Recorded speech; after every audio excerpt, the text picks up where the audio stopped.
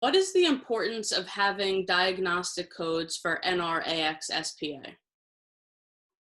So that's a great question. The fact that we haven't had these diagnostic codes up until this point in time is a significant shortcoming.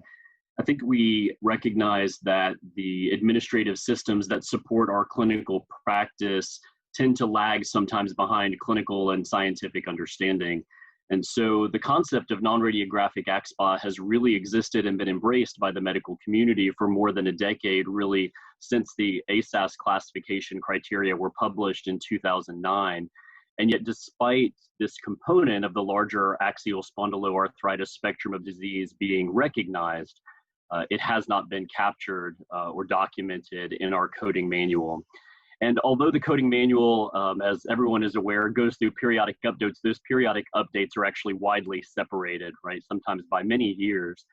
And so it's a good thing that there exists an opportunity for modification of the manual in order to bring it up to date with current clinical and scientific understanding of disease. And that's really what was the target of our efforts in seeking an ICD-10 code for non-radiographic AxSpA.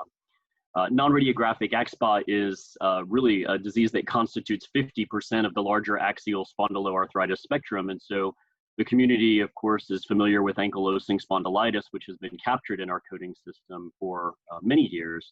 But the other 50% of that disease state umbrella, unfortunately, was not captured there. That led to several deficiencies, I think, in our ability to capture and document and characterize these patients. One is just that the community was forced to use codes that were perhaps inaccurate or less specific, that they viewed as the best fit, but actually were not the correct or most accurate codes that could be used to characterize these patients.